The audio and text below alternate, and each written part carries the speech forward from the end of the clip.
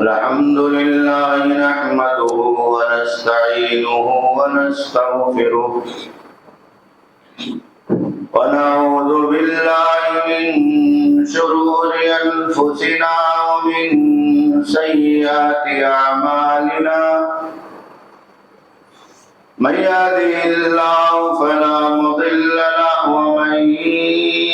يضلل فلا هادي له وأشهد أن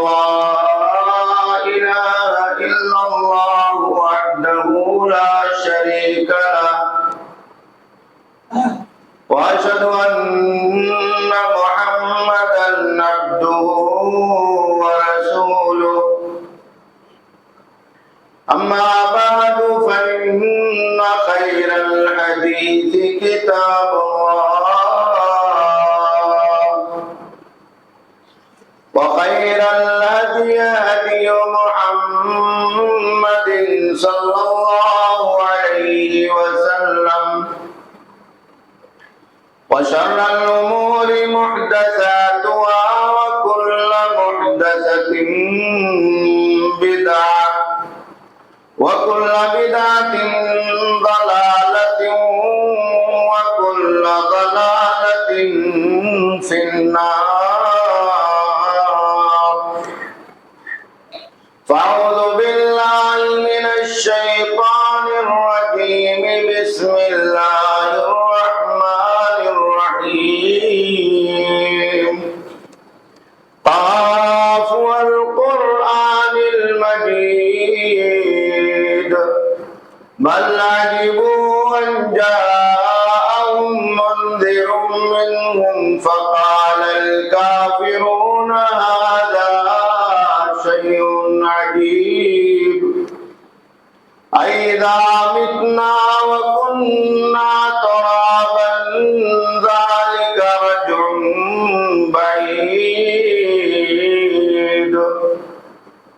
قد علمنا ما تنقص الأرض منهم وعندنا كتاب حفيظ بل كذبوا بالحق لما جاءهم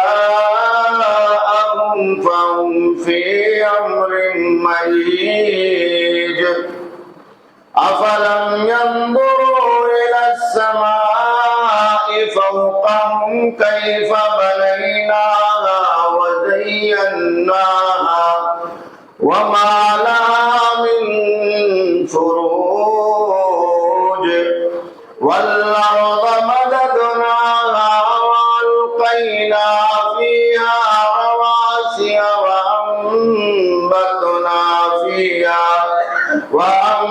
وأنبتنا فيها من كل زوج بهيج تبصرة وذكرى لكل عبد منيب وقال تبارك وتعالى في مقام آخر أعوذ بالله من الشيطان الرجيم والسابقون الأولون من المهاجرين والأنصار والذين اتبعوهم بإحسان رضي الله عنهم ورضوا عنه وأعد لهم جنات تجري تحتها الأنهار خالدين فيها أبدا ذلك الفوز العظيم اللہ رب الجلال جس نے اس کائنات میں ایمان اور اسلام کی دولت سے ہمیں اور آپ کو مالا مال فرمایا اور اللہ کے نبی صلی اللہ علیہ وسلم کی صحبت اور رفاقت کے لیے صحابہ کرام جیسی عظیم المرتبہ شخصیتوں کا انتخاب اور استفا فرمایا، اور ہمیں اور آپ کو انہی کے راستے پر چلنے کی تعلیم اور ترغیب عطا فرمائی۔ یہ اللہ رب العالمین کا ہم سب پر اور تمام اہل کائنات پر بہت ہی بڑا احسان عظیم ہے، جس کے بدلے میں ہم اور آپ اللہ رب العالمین کی جتنی بھی شکر گزاری، عبادت اور بندگی کرے، حمد و ثنا، بزرگی، بڑائی اور کبریائی بیان فرمائے، وہ ہمارے اور آپ کے لیے اس کے مقابلے میں بہت ہی کم ہے۔ اللہ رب العالمین کی بے شمار حمد و ثنا اور تسبیح و تحلیل کے بعد اس کائنات میں بھیجے گئے تمام انبیاء کرام، بالخصوص کائنات کے آخری اور انتم نبی امام الانبیاء سید الاولین والآخرین سید العرب والعجم محمد عربی جناب محمد رسول اللہ صلی اللہ علیہ وسلم پر، اور آپ کے تمام صحابہ کرام پر، ازواج و ذریات پر بے شمار اللہ رب العالمین کی رحمتیں اور اللہ رب العالمین کا فضل و کرم نازل ہو، جنہوں نے اپنی قربانیوں سے اور اپنی تاریخ سے اسلام کو زندہ کیا اور اللہ رب العالمین کے پیارے اور سچے دین کو اس دنیا کے اندر قائم فرمایا اور ہم تک اور آپ تک پہنچایا۔ میرے دینی بھائیوں اور دوستو، ماہ ذی الحجہ تمام ہونے والا ہے اور نئے ہجری سال کی آمد بالکل قریب ہی ہے۔ یہ ہماری اور آپ کی تاریخ کا اور ہمارے اور آپ کے دین کا وہ حصہ ہے جسے اللہ کے نبی جناب محمد رسول اللہ صلی اللہ علیہ وسلم نے مہینوں کی شکل میں اور اسی طریقے سے صحابہ کرام نے باہمی مشاورت اور مشورے سے ہجری کیلنڈر کی شکل میں مقرر فرمایا۔ آپ جانتے ہیں کہ ماہ محرم الحرام سے ہر سال کا آغاز ہوتا ہے، اور ماہ محرم الحرام سے جو سال شروع ہوتا ہے اسے اسلامی کیلنڈر میں ہجری سال کہا جاتا ہے، جو اللہ کے نبی صلی اللہ علیہ وسلم کی ہجرت کی اس عظیم الشان تاریخ، صحابہ کرام کی زندہ روایات، صحابہ کرام کی قربانیوں اور اس دین کی بقا اور تحفظ کے لیے اپنے دین، وطن، اپنے مال اور اپنے بیوی اور بچوں کو تیاگ دینے کے اوپر منحصر ہے،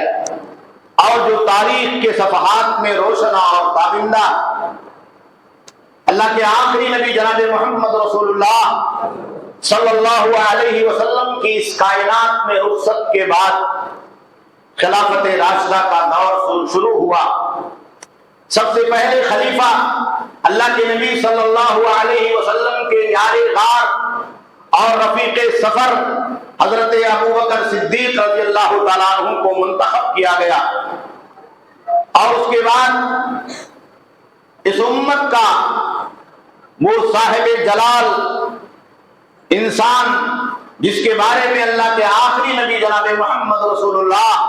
صلی اللہ علیہ وسلم نے بیان فرمایا تھا کہ یہ جس راستے سے گزرتا ہے تو شیطان بھی اس راستے کو چھوڑ کر کے کنارے اور سائڈ ہو جاتا ہے۔ حضرت عمر فاروق رضی اللہ تعالیٰ عنہ کا دور خلافت شروع ہوا۔ حضرت عمر فاروق رضی اللہ تعالیٰ عنہ کا دور خلافت بہت طویل تھا۔ آپ نے یمن کا گورنر حضرت ابو موسیٰ اشعری رضی اللہ تعالیٰ عنہ کو مقرر فرمایا، جو یمن کے ہی رہنے والے تھے، اور انہوں نے اپنے پورے قبیلے کے ساتھ اسلام کو قبول کیا تھا۔ خلافت میں اور گورنر ہاؤس میں جو پیغام رسانی کا کام چلتا تھا، حضرت عمر فاروق رضی اللہ تعالیٰ عنہ کا کارندہ خلافت ہاؤس سے آرڈر لے کر کے یمن حضرت ابو موسیٰ اشعری رضی اللہ تعالیٰ عنہ کے گورنر ہاؤس میں پہنچتا تھا۔ اس زمانے میں دنیا کی جو قومیں تھی وہاں یہودی آباد تھے اور اس طریقے سے نصارہ آباد تھے، تو ان لوگوں کی طرف سے جب کوئی خط آتا تھا، کوئی چٹھی آتی تھی، تو اس پہ تاریخ لکھا رہتا تھا۔ یہودیوں نے حضرت سلیمان علیہ السلام کے تخت نشینی کی تاریخ کو اپنے لیے کیلنڈر میں تاریخ کے طور پر منتخب فرما لیا تھا، اور عیسائیوں نے عیسیٰ علیہ السلام کی وفات کو اپنے لیے تاریخ کے طور پر منتخب کر لیا۔ حضرت ابو موسیٰ اشعری رضی اللہ تعالیٰ عنہ کو یہ احساس ہوا کہ خلافت ہاؤس سے جو چٹھی آتی ہے اس پر بھی کوئی تاریخ ہونا چاہیے، تاکہ ریکارڈ تاریخ کے اعتبار سے ہمارے پاس محفوظ رہے کہ فلاں تاریخ میں فلاں سن میں امیر المومنین حضرت عمر فاروق رضی اللہ تعالیٰ عنہ نے مسلمانوں کو یہ آرڈر دیا تھا، یہاں لڑائی لڑنے کے لیے فوجوں کو بھیجا تھا، یہاں بیت المال میں اتنا پیسہ انہوں نے روانہ کیا تھا، فلاں فلاں آدمی کے لیے وظیفہ جاری کرنے کا حکم عطا فرمایا۔ تو حضرت ابو موسیٰ اشعری رضی اللہ تعالیٰ عنہ نے گورنر ہاؤس سے خلافت ہاؤس کو حضرت عمر فاروق رضی اللہ تعالیٰ عنہ کے پاس ایک چٹھی لکھی، کہا کہ میری یہ رائے ہے کہ آپ جو چٹھی وہاں سے روانہ کریں، جو خط آپ وہاں سے بھیجیں، جو آرڈر آپ وہاں سے صادر کریں، تو اس پر کوئی تاریخ درج ہو، اس لیٹر پر کوئی تاریخ درج ہو۔ تو حضرت عمر فاروق رضی اللہ تعالیٰ عنہ نے مہینے مقرر تھے اللہ کے نبی صلی اللہ علیہ وسلم کے زمانے سے، تو کہا کہ ہم جو تاریخ شروع کریں گے تو اس تاریخ کی ابتدا کہاں سے کریں گے؟ حضرت عمر فاروق رضی اللہ تعالیٰ عنہ نے اس کام کے لیے صحابہ کرام کا جو اجلہ بڑے صحابہ کرام تھے، جو حضرت عمر فاروق رضی اللہ تعالیٰ عنہ کی شورا میں داخل تھے، ان سے مشورہ لینے کے لیے ان کو طلب کیا۔ میٹنگ ہوئی، بعض صحابہ کرام نے مشورہ دیا کہ اللہ کے نبی صلی اللہ علیہ وسلم جس سال پیدا ہوئے ہیں، آپ کی جو پیدائش کا سال ہے وہیں سے عربی کیلنڈر کا، مسلمانوں کی کیلنڈر کا، اسلامی کیلنڈر کا آغاز کیا جائے۔ بعض دیگر صحابہ کرام نے مشورہ دیا کہ نہیں، ولادت سے ہمیں اور آپ کو کوئی بہت زیادہ سروکار نہیں ہے، جس سال پیارے نبی صلی اللہ علیہ وسلم کی وفات ہوئی ہے اس سال کو اسلامی کیلنڈر کا اور عربی کیلنڈر کا تاریخ مان لیا جائے اور وہیں سے پہلا سال شروع کر دیا جائے۔ بعض دیگر صحابہ کرام نے یہ مشورہ دیا